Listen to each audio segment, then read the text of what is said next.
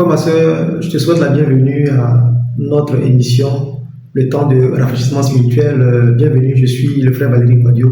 C'est un plaisir pour moi de te retrouver encore aujourd'hui pour cet enseignement sur la prière. Aujourd'hui, nous allons aborder la dernière classification qu'on a retenue pour cette série en ce qui concerne les différents types de prières. Aujourd'hui, nous parlerons de la classification qui est faite selon la manifestation attendue, selon le résultat attendu.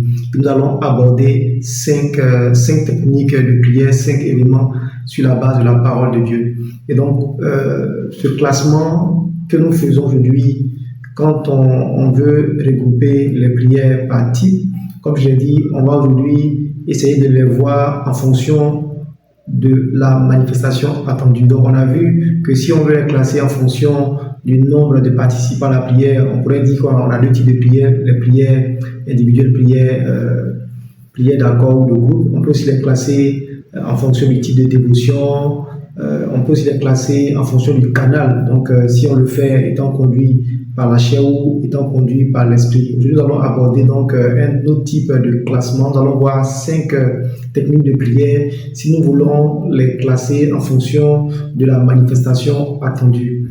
Et donc, pour ceux qui nous prennent en ligne, sachez que ce concept de la clinique mobile du Seigneur consiste en l'évangélisation, tout ce qui est enseignement que vous pouvez suivre ici, sur cette page Facebook, également sur la chaîne web TV, la clinique mobile TV. Cela consiste également à apporter de l'assistance spirituelle à des personnes via des prières que nous faisons gratuitement. Vous avez la ligne de prière qui est disponible. Vous nous joignez à tout moment et on s'accorde en fonction de nos horaires de travail et de l'heure aussi qui convient. C'est également l'enseignement des femmes via des sessions de formation gratuites, toujours gratuites, avec Mme Quadio, Femmes de repos. Nous sommes aujourd'hui à la 3e cohorte des femmes. Et c'est également des actions caritatives. Nous avons lancé il y a quelques jours, donc un peu plus d'une semaine, un appel pour la contribution pour l'arbre de Noël mobile. Donc c'est un concept que Dieu a mis sur notre cœur depuis quelques années. Et donc à l'approche des fêtes, nous parcourons des quartiers, des villages, voilà, nous remettons des cadeaux, des vivres, ça dépend. Voilà. Cette année, on veut vraiment toucher le maximum d'enfants et de personnes, de familles défavorisées. Donc, vous avez là le détail du budget qu'on a établi en toute transparence. Donc, vous pouvez apporter selon ce que vous avez à cœur. N'hésitez pas, et cela va être une source de bénédiction pour plusieurs personnes. Deuxième type de prière dans cette classification, c'est ce qu'on appelle la prière de la foi. Amen.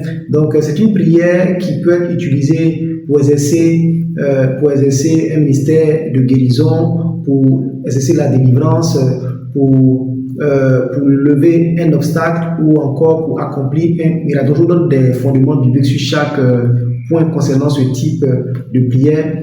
Donc, la prière de la foi, comme je l'ai dit, c'est une prière qui est basée donc sur l'exercice du don de foi. Donc, quand on parle des dons d'opération, on a parlé du don de foi. Donc déjà, il y a pas du don de foi, il y a plusieurs niveaux. Il y a le don de foi pour être sauvé, et ce qu'on a tous quand on croit en Jésus, on l'accepte, on est sauvé. Et il y a le don de foi pour exercer tout ce qui est prodige, miracle et autres. Donc, c'est ce qui fait vraiment la différence. Amen. Et ici, la prière de la foi est une prière qui va aller pour apporter une forme de choc dans le règne de l'esprit. Amen. Donc, c'est une prière qui va apporter un choc dans le règne de l'esprit. Une prière qui va entre autres, changer le courant normal des choses, modifier l'atmosphère pour qu'il y ait une situation qui se produise pour apporter une percée dans l'immédiat. Amen. Et donc, la prière de la foi s'exerce lorsque nous sommes en train de prier lorsqu'on exerce la guérison. En état fait arrêter, il n'y a pas de prière pour les malades, mais on exerce plutôt le ministère de guérison. Donc, Jacques 5, verset 13 à 15 dit: quelqu'un parmi vous est-il dans la souffrance, qu'il prie? Quelqu'un est-il dans la joie, qu'il chante des cantiques? Quelqu'un parmi vous est-il malade, qu'il appelle les anciens de l'Église et que les anciens prient pour lui, en loignant d'huile au nom du Seigneur? Verset 15.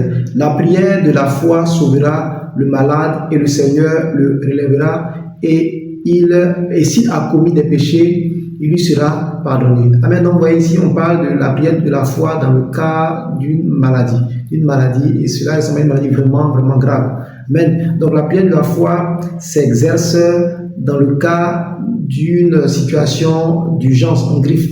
Une personne qui est vraiment malade, on exerce vraiment le don de la foi pour que automatiquement les choses s'arrêtent. Par la grâce de Dieu, on a eu ce genre de cas où les personnes avaient des problèmes assez sérieux et on a prié, souvent dans l'immédiat, souvent quelques jours après, quelques semaines après. Je me souviens encore de ce moment-là qui avait un AVC, donc ce papa m'a appelé parce que sa conjointe avait eu un AVC dans une clinique, elle avait été conduite dans une clinique et c'était pratiquement compliqué. Et voilà, on a prié la première nuit, deuxième nuit, on a prié sur une semaine et après pratiquement 4 jours, il est carrément rétabli, sorti de l'hôpital, aucune séquelle jusqu'à aujourd'hui. Donc voilà comment le Seigneur souvent peut agir pour sortir une personne qui était carrément dans le coma suite à un AVC. On a eu des cas de personnes pour qui on a prié qui avaient des problèmes au niveau des organes vitaux, cela a été rétabli, des gens qui ont eu des accidents professionnels, des sportifs. Donc voilà, beaucoup de situations où le Seigneur a manifesté sa grâce. Et donc, comme je disais, c'est ce qu'on appelle la prière de foi, où on se dit, en fait, la foi, le don de foi se bâtit vraiment par la parole de Dieu. Et c'est ce qu'on peut voir dans le livre de Romains. La foi vient de ce que l'on entend. Ce que l'on entend de la parole de Dieu. Là, il s'agit d'un autre niveau de foi. Parce qu'on a entendu l'évangile, on se convertit, on accepte le Seigneur, on a eu la foi pour être sauvé.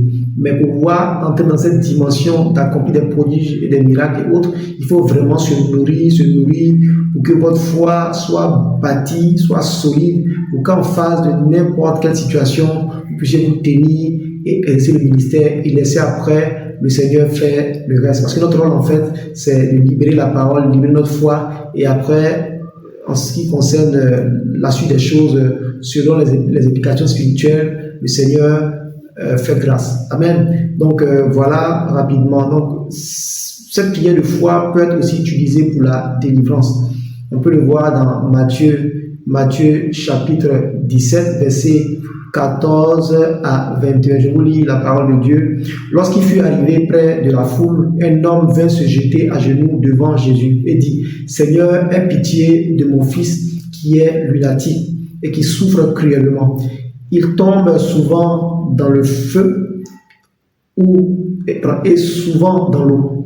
Je l'ai emmené à tes disciples et ils n'ont pas pu le guérir. Suivez bien verset 17. Race d'incrédules et perverses, répondit Jésus. Jusqu'à quand serai-je avec vous? Jusqu'à quand vous supporterai-je? Amenez-le-moi ici. Jésus parla sévèrement au démon qui sortit de lui et l'enfant fut guéri à l'heure même. Vous voyez, Jésus a parlé sévèrement au démon. Et suivez bien la suite, verset 19. Alors les disciples s'approchaient de Jésus et lui dirent en particulier: Pourquoi n'avons-nous pu chasser ce démon? Verset 20. C'est à cause de votre incrédulité, leur dit Jésus. Je vous le dis en vérité, si vous aviez de la foi comme un grain de sénévé, vous diriez à cette montagne: transporte-toi d'ici à là, et elle se transporterait. Rien ne vous serait impossible. Verset 21. Mais cette sorte de démon ne sort que par la prière et par le jeûne. Amen. Donc voilà comment on bâtit l'esprit de foi. On passe du temps dans la parole, on passe du temps dans le jeûne pour pouvoir diminuer l'impact de la chair, pour réduire tout ce qui est incrédulité naturelle, pour que la parole de Dieu prenne place. Et on passe du temps dans la prière pour vraiment se fortifier, pour pour apporter une forme de transformation dans notre atmosphère. La prière, frères et sœurs, quand vous la pratiquez de façon régulière, change votre atmosphère, mobilise autour de vous la gloire de Dieu, mobilise autour de vous une garnison d'anges. Vous ne pouvez pas savoir, parce que plus vous priez, plus vous donnez de quoi faire aux anges. Et quand partout où vous êtes, ils savent qu'il y a du boulot. C'est pour ça qu'il faut prier. Parce qu'il y a l'atmosphère autour de vous qui change. Et c'est vraiment, vraiment, vraiment important.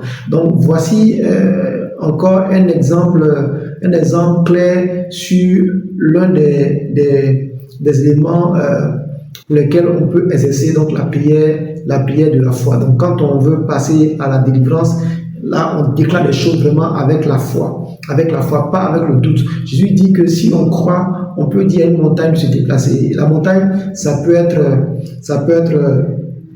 un démon qui est en train de jouer dans votre situation, dans votre vie, et souvent il faut pouvoir dire ça suffit, cela suffit. Amen. La prière de la foi, est aussi utilisée pour lever un obstacle. Et donc Matthieu 21, verset 18 à 22. Le matin, en retournant à la ville, il eut faim. Voyant un figuier sur le chemin, il s'en approcha, mais il n'y trouva que des feuilles. Et il lui dit, que jamais fruit ne naisse de toi. Et à l'instant, la Bible dit, et à l'instant, le figuier sécha. À l'instant. Verset 20, les disciples qui virent cela furent étonnés et dirent, comment ce figuier est-il devenu sec en un instant? Jésus leur répondit, je vous le dis en vérité, si vous aviez de la foi et que vous ne doutiez point, non seulement vous feriez ce qui a été fait à ce figuier, mais quand vous direz à cette montagne, ôte-toi de là et jette-toi dans la mer, cela se ferait. Tout ce que vous demanderez avec foi par la prière, vous le recevrez. Amen. Donc, la prière de la foi est faite pour dire stop à une situation. Pour dire vraiment stop à une situation. Vous voyez quelque chose qui ne va pas dans votre vie, dans votre maison, à un moment donné, il faut pouvoir dire stop. Et là, il faut vraiment une certaine dose de foi pour voir les choses s'arrêter en même temps. Amen. Donc, frères et sœurs, voici à quoi cela sert. Et comme je l'ai dit, pour exercer ce type de prière, il faut avoir une bonne connaissance de votre héritage en Christ, une bonne connaissance des doctrines de base, une bonne connaissance du ministère angélique, une bonne connaissance de votre autorité en Christ. Il faut vraiment aspirer à la pureté, à vous débrouiller toute forme de souillure pour ne pas que les choses s'empirent. Jésus nous dit par la suite que lorsqu'on cherche l'esprit impur, il part dans les lieux arides et il regarde, il ne trouve pas le repos, il revient, se dit mais je vais retourner dans mon ancienne maison. Donc sachez que quand on chasse un esprit impur, il va toujours revenir, il va venir rôder. C'est ce qu'on nous dit dans la Bible, l'ennemi il rôde, le dévoreur il rôde. Donc ne pensez pas, il n'y a pas de prière pour chasser de façon définitive un démon ou un esprit impur, non. Il va toujours venir rôder parce qu'il espère avoir une faille pour venir encore. La Bible dit qu'il vient avec 7 esprits plus méchants et la condition est pire. Et je veux vraiment vous inciter aujourd'hui, frères et sœurs, à marcher dans la sanctification, à faire l'effort de vous dépouiller tout ce qui est pot de vin, corruption, les petits mensonges, les petits compromis qu'on fait, on se dit bon c'est pas bien grave, d'autres le font, je le fais aussi, des petits arrangements, des faux témoignages qu'on rend un peu partout pour passer pour des gens spirituels. Il faut arrêter ces choses. L'ennemi rôde. Et si vous donnez une occasion sur le champ, la chose va paraître vraie parce que les gens vont voir le miracle, le bébé, vont voir le travail, la voiture, on va attribuer tout ça à Dieu, mais dans les temps qui vont suivre, dans les vies, des choses terribles parce que tout ce que l'ennemi vous donne, il le reprend et c'est comme ça. Amen. Amen. Et c'est pour ça que Dieu dit qu'il ne partage pas sa gloire. Donc si on attribue des choses fausses à Dieu, le propriétaire viendra pour réclamer ces choses. Donc on doit faire l'effort de marcher vraiment dans la pureté, dans l'intégrité, dans la sanctification. C'est vraiment, vraiment, vraiment, vraiment important. Amen. Je vous donne encore une autre utilisation de la prière de la foi. Donc c'est pour accomplir des miracles. Donc c'est le dernier point que je vous partage, pour accomplir des miracles. Jean 14, verset 12 à 13, à 14, pardon, Jésus parle, il dit, en vérité, je vous le dis, celui qui croit en moi fera aussi les œuvres que je fais. Et il en fera de plus grandes, parce que je m'en vais au Père. Et tout ce que vous demanderez en mon nom, je le ferai, afin que le Père soit glorifié dans le Fils. Si vous demandez quelque chose en mon nom, je le ferai. Donc je dis clairement que pour nous qui allons croire, en le croire en Jésus, cela ne s'arrête pas seulement en fait de dire, Seigneur, je te reçois comme mon Seigneur, mon Sauveur, je suis sauvé. Non, croire en Jésus, c'est le fait de croire que tout ce qu'il dit qu'on peut faire, on le fait. Tout ce que la parole dit de moi, cela est vrai. C'est ça, croire en Jésus. Et il dit que si on a cette révélation de la foi, si on a ce niveau de conviction de la foi en Jésus, tout ce qu'il a fait. Jésus dit que ce qu'il a accompli, c'est vraiment le tapis, le matelas, ressusciter des morts, multiplier du pain, guérir des malades, toutes ces choses-là. Il dit que c'est le matelas. Et que pour nous qui avons cette foi-là, on fera des choses plus grandes. Amen. Et cela est possible. On doit pouvoir, frères et sœurs, mettre fin à un procès qui est injuste.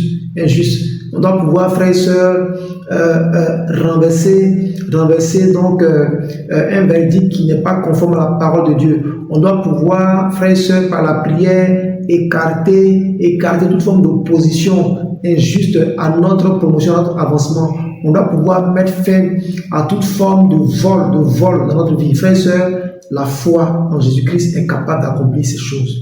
Amen. Et ici, la concrétisation de ce que Jésus même partage. Alors, tout ce que Jésus dit qu'on peut faire, il a lui-même déjà démontré. C'est ce qui est vraiment intéressant avec le Seigneur. Il le fait et dit que vous pouvez le faire. Matthieu 14, versets 13 à 21. Il s'agit ici de la multiplication du pain. Amen. Des pains plutôt. À cette nouvelle, Jésus partit de là dans une barque pour se retirer à l'écart dans un lieu désert. Et la foule l'ayant su, sortit des villes et le suivit à pied. Quand il sortit de la barque, il vit une grande foule et fut ému de compassion pour elle. Et il guérit les malades. Le soir étant venu, les disciples s'approchaient de lui et dirent, ce lieu est désert et l'heure est déjà avancée. Renvoie la foule afin qu'elle aille dans les villages pour s'acheter des vivres. Verset 16. Jésus leur répondit, ils n'ont pas besoin de s'en aller. Donnez-leur vous-même à manger. J'aime bien le Seigneur quand il parle comme ça. Il nous met au défi souvent. Mais il lui dit, nous n'avons ici que 5 pains et 2 poissons. Et il dit, apportez-les-moi. Donc la démonstration, toujours. Le Seigneur a toujours démontré tout ce qu'il demande de faire. Apportez-les-moi. Verset 19, il fit asseoir la foule sur l'herbe, prit les 5 pains et les 2 poissons, et levant les yeux vers le ciel, il rendit grâce, puis il rompit les pains et les donna aux disciples, qui les distribuaient à la foule. Tous mangèrent et furent rassasiés. Et l'on emporta 12 paniers pleins de morceaux qui restaient. Verset 21, ceux qui avaient mangé étaient environ 5000 hommes, sans les femmes et les enfants. Amen. Trop puissant. Trop puissant. Donc voilà comment la prière de la foi. Donc vous allez voir que ce sont des prières qui ne sont pas vraiment longues. Des prières pas longues. Et c'est comme ça que Jésus travaillait. Par des prières de foi. Il déclare. Et frères et sœurs, on doit apprendre à arriver à ce niveau de prière, la prière de foi. On déclare des choses et on s'attend à voir la manifestation automatiquement. Jésus a maudit le figuier parce que le figuier ne portait pas de fruits. Je pense que pour toi, c'est un message fort. Je pense que je te montre en fait la voie à suivre pour traiter toutes les situations dans ta vie qui ne portent pas de fruits. Oui, qui ne portent pas de fruits. Tu as le droit de maudire ces choses. Tu dois pouvoir mettre fin à leur existence. Tu dois pouvoir mettre fin à tout ce qu'elles ont pu produire dans ta maison comme fruits, comme semences. Oui, tout arbre mort dans ta maison sèche à l'instant au nom puissant de Jésus. Tout ce qui ne porte pas de fruits dans ta carrière sèche à l'instant au nom puissant de Jésus. Je déclare que tout ce qui ne porte pas de fruits dans ton corps sèche et meurt à l'instant au nom puissant de Jésus. Afin que ce que le Seigneur à relâcher par sa parole puisse prendre place dans ton corps, que tu puisses voir des choses, que tu puisses fleurir.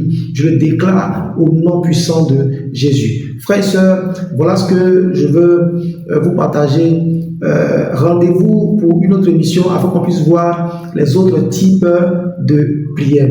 Et je vais t'inviter, toi qui nous prends en couple la première fois, à aller revoir tous les enseignements que nous pouvons partager sur la prière, sur les hôtels de famille, les points de prière qu'on peut avoir les vendredis, l'heure du salut. Il y a beaucoup d'émissions que nous faisons pour que vous puissiez vous plonger dans la parole, pour que vous puissiez découvrir clairement quel est votre héritage en Christ. Et cela est important dans ce monde dans lequel nous vivons, qui devient de plus en plus contraignant, compliqué et qui nous met devant beaucoup de défis. Il nous faut quelque chose pour mettre fin à toute forme de joug de blocage. Et je crois que par ce que le Seigneur relâche dans sa parole à travers notre vie, cela vous amène à grandir spirituellement et dans tous les aspects de votre vie. Soyez donc bénis. Rendez-vous donc sur cette chaîne pour plus d'enseignements, plus de prières, plus de révélations. C'était le frère Valdéric Guadio. Que Dieu vous bénisse, qu'il vous garde au nom puissant de Jésus. Amen.